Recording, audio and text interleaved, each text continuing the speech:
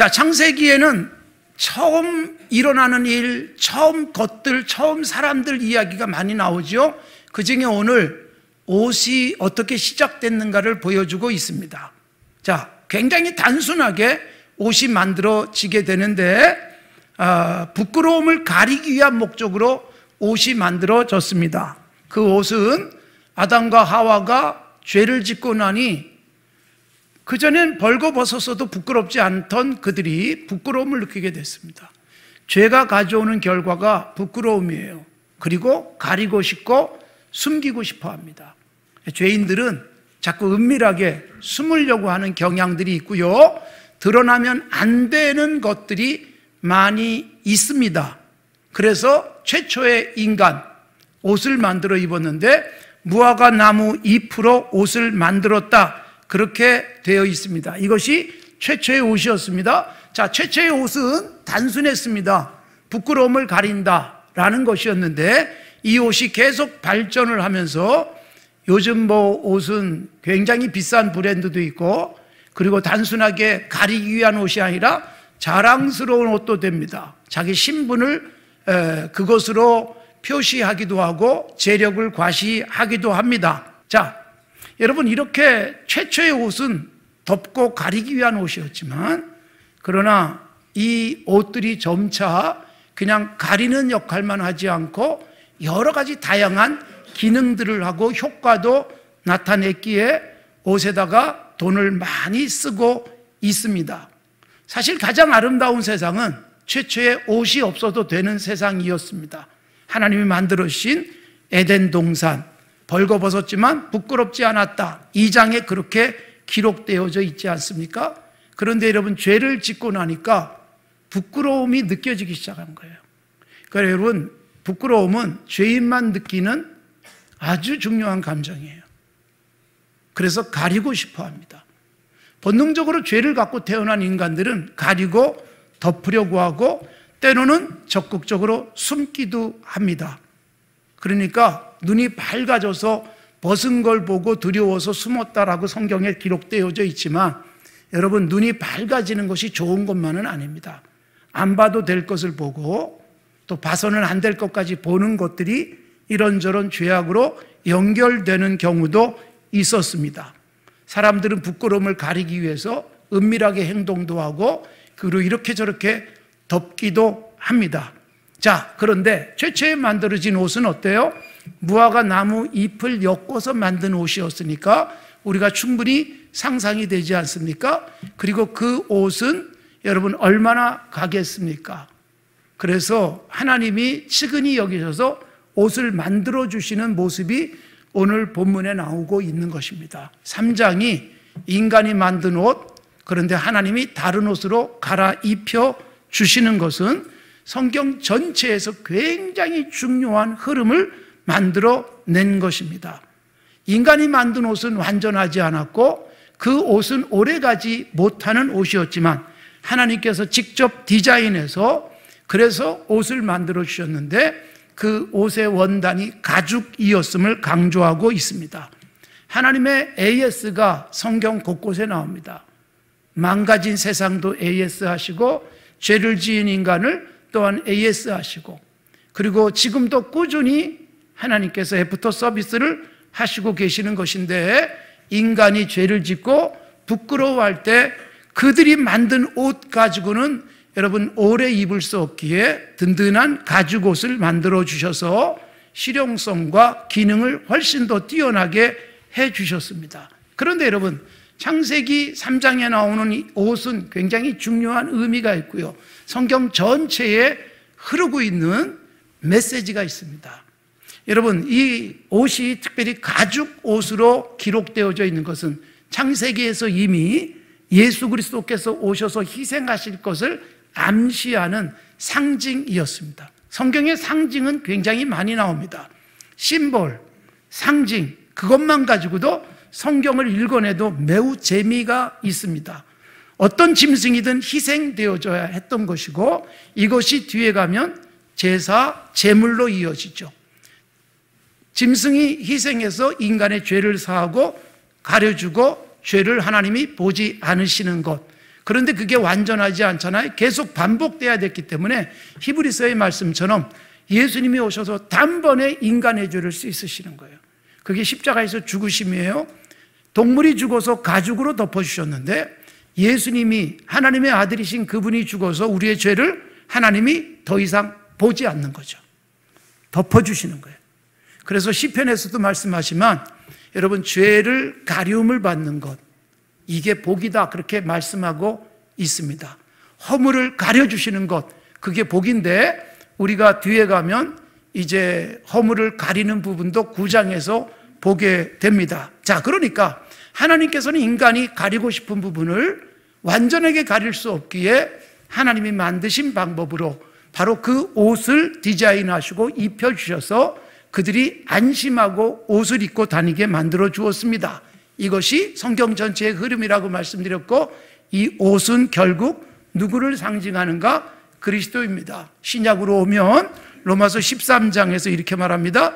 예수 그리스도로 옷을 입어라. 그리고 육신의 일을 도모하지 마라. 그러니까 무슨 말이냐면 육신의 욕망을 따라서 행동하지 말고 옷을 제대로 입는데 예수님이 나의 옷이 되게 하라. 이건 뭐예요? 예수님의 말씀대로 살아가는 삶이 옷이다. 갈라디아서 3장 27절도 그리스도와 합하여 세례를 받은 자는 그리스도로 옷 입었다. 그러니까 여러분 우리가 예수 그리스도라는 옷을 입었다는 의미입니다.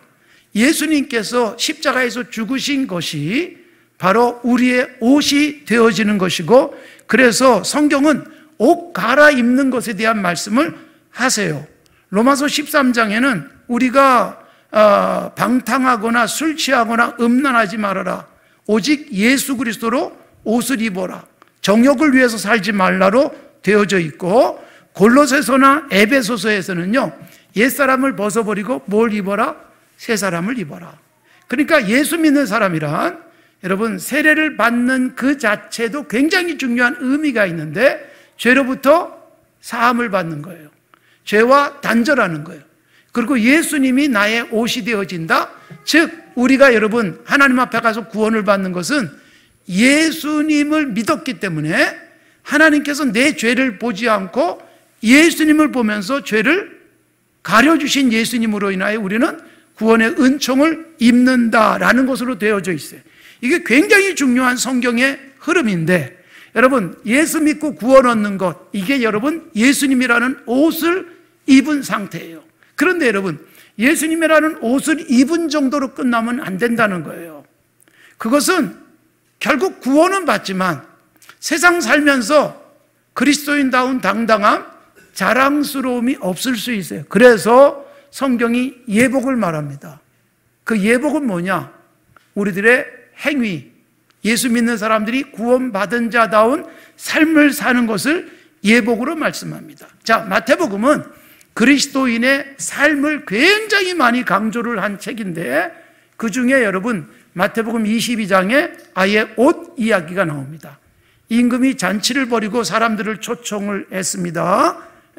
생략하고 마지막에 중요한 일이 하나 생깁니다. 잔치에 나온 사람들 중에 임금이 이렇게 들여다보니까 한 사람이 예복을 입지 않았어요.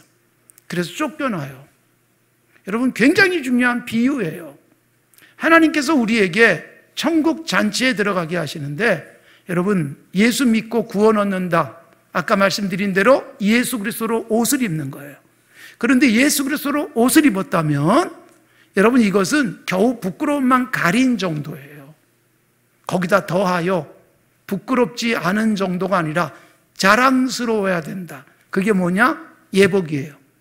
그래서 그리스도로 옷 입어서 죄를 가리움을 받을 뿐만 아니라 우리가 삶을 건강하고 아름답고 자랑스럽게 유지함으로 말미암아 예복 입은 자 같은 삶을 살아야 된다. 여러분 오늘날도 예복이 있어요. 그래서 예복을 아주 잘 갖춰 입어야 되는 때도 있고 심지어 어떤 식당은 예복을 입지 않으면 들어가지 못하는 곳도 있습니다. 반바지나 또 이렇게 샌들, 슬리퍼 같은 것을 입고는 들어가지 못하는 식당도 종종 있습니다. 뭐예요? 여러분 그 자리에 격식에 맞아야 된다라는 것이죠. 그래서 우리는 내가 어디에 가느냐에 따라서 옷을 다르게 입잖아요. 그래서 옷을 제대로 입어야 된다는 건데, 여러분, 우리가 그리스도인다운 옷을 입어야 되는데 그게 뭐예요? 아까 말씀드린 예복이고, 예복이 뭐냐? 그게 바로 거룩한 삶을 의미합니다. 이게 요한계시록으로 이어져요. 그래서 우리가 하나님 나라에 들어갔을 때 하나님께서 우리를 위해서 준비한 옷이 있는데 그 옷이 빛나고 깨끗한 세마포, 그렇게 되어 있어요. 여러분, 세마포라는 뜻은 아시지 않습니까? 극세사로 만든, 그러니까 비단 같은 옷이에요. 그러니까 돈이 비싸죠.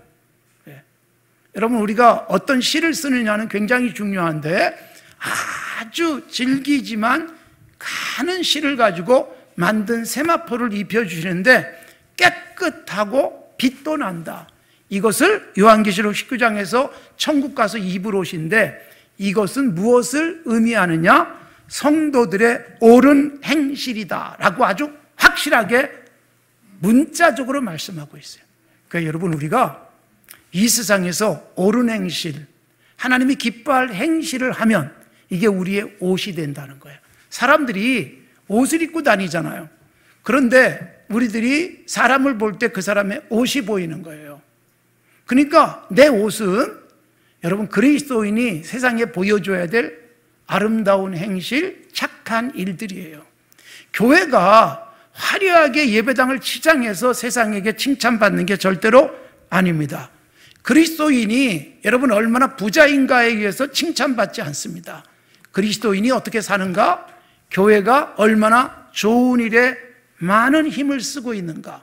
세상이 감탄할 정도의 교회, 예배당이 아니라, 건물이 아니라 진정으로 세상이 감탄할 만한 옷을 입기를 원하고 계시는 거예요. 그래서 우리는 교회에 옷을 입히는 거예요. 예배당 건물은 최소화하고 우리가 이 예배당에 옷을 입히는데 그 옷이 뭐예요? 우리들이 세상 속에 나가서 하는 착한 일들. 교회가 여러분들의 헌금을 가지고 좋은 일을 많이 해요. 우리나라에 교회가 들어오면서 학교도 세워지고 병원도 세워지고 여성들의 인권이 달라지고, 그리고 정말 공부하면서 최초의 여성 의사도, 여성 조종사도, 변호사도 이렇게 막 나오게 되지 않습니까? 사회를 완전히 바꿔놓은 거예요. 그것처럼 우리도 복음을 들고 들어가는 곳마다 바꿔놓고 있습니다. 우리가 너무나도 감사해서 여러분들의 헌금이 그렇게 쓰여져서 라오스에 깨끗한 물을 먹도록 우리가 공급을 해주고 있고, 그리고 또 세계에서 가장 가난한 나라 중에 하나인 하이티에 여러분 공부를 시키고 의료적 혜택을 주는 일들을 하고 있지만, 주려고 해도 받지 못하는 그 나라의 형편은 정말 가슴 아픈 일이에요. 세계적인 구호단체들이 다 철수를 해야 되는 하이티 같은 나라에 그래도 우리가 끊임없이 그 줄을 붙들고 있습니다. 이런 것들이 뭐냐? 옷이라는 거예요. 교회가 얼마나 웅장한 건물이냐가 아니라 그 교회가 어떤 일을 하고 있을까? 교회가 세상에 어떤 선한 영향력을 미치고 있는가? 예수 믿는 사람이 얼마나 공부를 많이 했고 얼마나 재력이 있는가가 아니라 그 사람이 어떻게 살아가고 있는가, 삶의 현장에서 옆에 사람들에게 어떻게 비추고 있는가가 우리의 옷이에요. 사랑하는 성도 여러분, 하나님께서 우리에게 우리가 입을 옷을 디자인해 주셨어요. 그 디자인해 주신 기록이 나오는 거예요. 여러분, 하나님의 디자인이 기가 막힙니다. 출애굽을 하고 난 다음에 이스라엘 백성에게 율법을 주실 때 성전은 어떻게 만들어야 되는가? 색깔과 실의 종류와 그 다음에 재료, 모양, 사이즈까지 다 디자인해 주셨어요. 그게 뭐냐 하면 우리가 드려야 될 예배의 모습이에요. 그리고 그 예배 드리는 자들의 삶이 십계명, 율법 속에 다 담겨 있어요. 이게 뭘까요? 그리스도인이 어떻게 하면 아름다운 옷을 입은 자다운 삶을 살 것인가? 디자인은 하나님께로부터 온 거예요. 성경을 많이 묵상해야 되는 이유가 뭘까요? 우리의 인생을 디자인해서 예쁜 옷을 입으려면 신약 성경 속에서 예수님의 가르침과 예수님의 가르침을 구체적으로 적용한 사도들의 가르침 속에서 디자인이 나오는 거예요. 우리는 이런 옷을 입어야 돼. 우리는 이런 색깔의 옷을 입어야 돼. 이렇게 성경이 제시해 주는 거예요. 그래서 성경을 많이 읽으면 우리의 옷이 디자인되는 거예요. 우리의 옷이 그리고 만들어지는 거예요. 하루하루 좋은 삶을 살고 교회가 하나 둘 선한 일들을 하다 보니까 아름다운 교회가 되고 아름다운 그리스도인이 되는 거예요.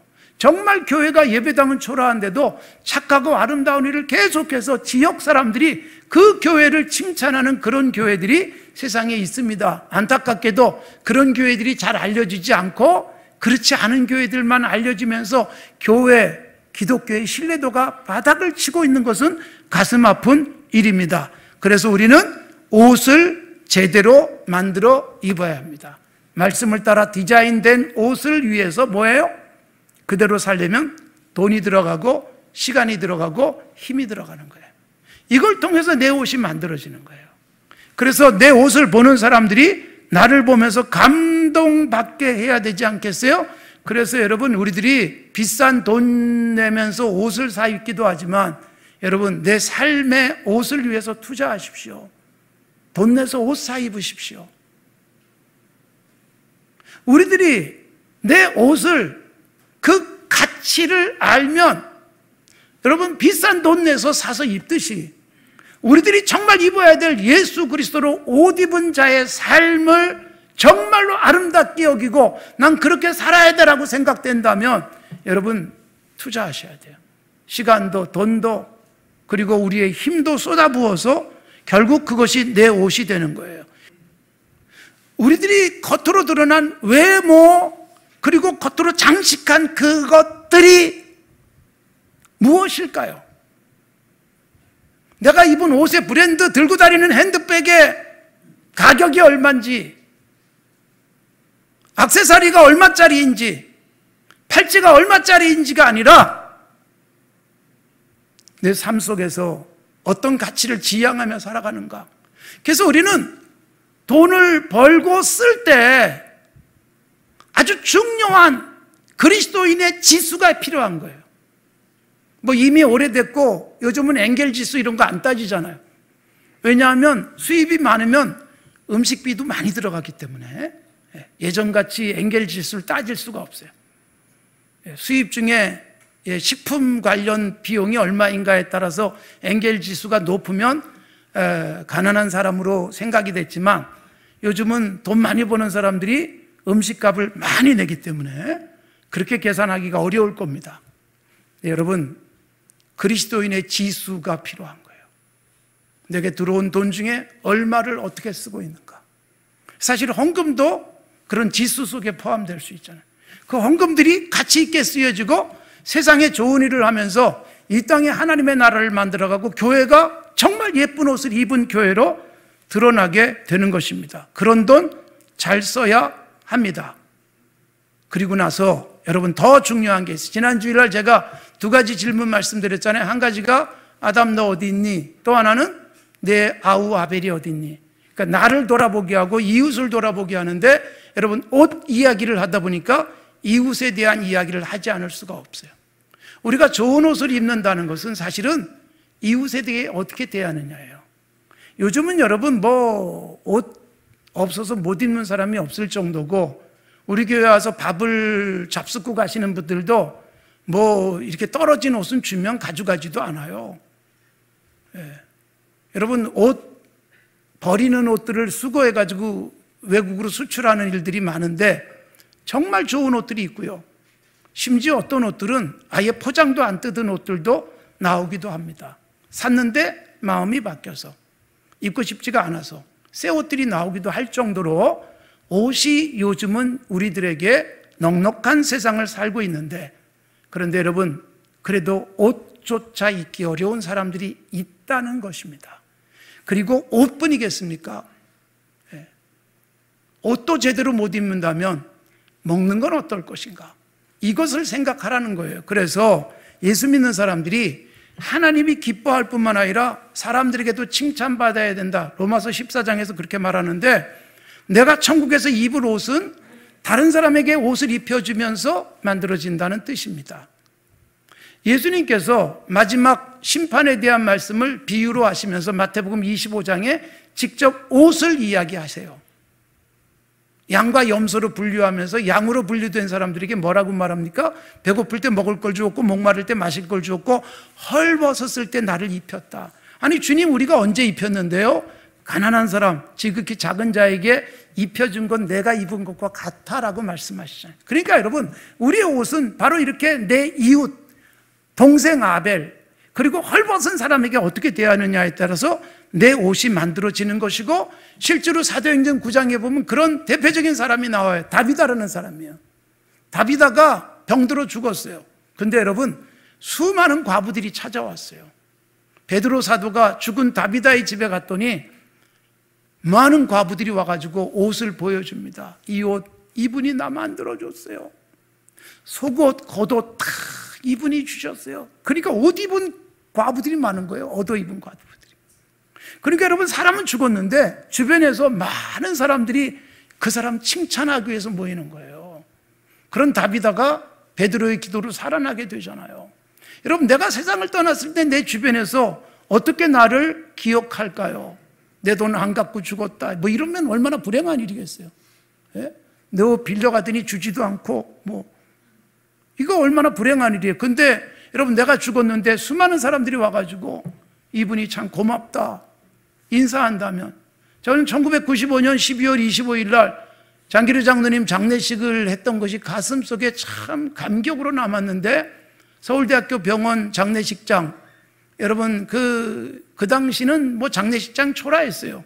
거기 얼마나 많은 사람들이 모였는지, 장례식장 꽉 채웠을 뿐만 아니라 장례식장 밖에 들어오지를 못해서 창경궁을 앞길을 가득 메운 사람들, 그분들은 뭐예요? 장기르 장로를 한 번도 만나본 적도 없고 대화도 못 해봤어요. 그런데 그분이 돌아가셨다니까. 어떤 분은 그분 때문에 내가 이렇게 치료를 받았습니다, 그리고 오신 분도 계시지만 한 번도 만나보지 않았는데 오는 거고, 마석의 모란공원에 가면 박명록에 그런 분들이 글을 남기고 가신 분들이 많아요. 그럼 내가 죽었을 때 어떻게 나를 추억하는가 중요한 것이잖아요. 당신이 내 옷 입혀주었습니다 라고 말한다면 얼마나 좋겠어요. 우리가 성경에 나와 있는 디자인대로 살면 내 아름다운 옷이 만들어지는 거예요. 요즘은 여러분 옷을 입지 않고 브랜드를 입습니다. 옷을 걸치는 게 아니에요. 내 옷의 브랜드, 이게 더 중요하잖아요. 그래서 가능하면 브랜드가 가방에도 표시되고 옷에도 표시되고, 또 이게 또 뭐 아는 사람들끼리만 알아가지고 뭐 그렇게 브랜드를 드러내기도 해요. 네, 여러분, 예수 믿는 우리는 정말 브랜드를 입어야 돼요. 예수라는 브랜드. 근데 내가 예수라는 브랜드를 입었는데 브랜드 가치를 하락시킬 수도 있잖아요. 내가 어떻게 사느냐에 따라서, 교회가 어떤 모습이니까에 따라서 예수라는 브랜드 가치를 짓밟아 버릴 수 있잖아요. 우리들이 입고 있는 예수라는 브랜드가 사람들에게 칭송받을 수 있는 브랜드가 될 수 있도록 건강한 의상 준비하십시오. 성경이 자세하게 그 디자인을 해놨습니다. 그대로 한 올 한 올, 그리고 한 땀 한 땀 열심히 작업해서 우리가 입는 옷이 세상 사람들이 감탄하는 옷이 되어지기를 바랍니다.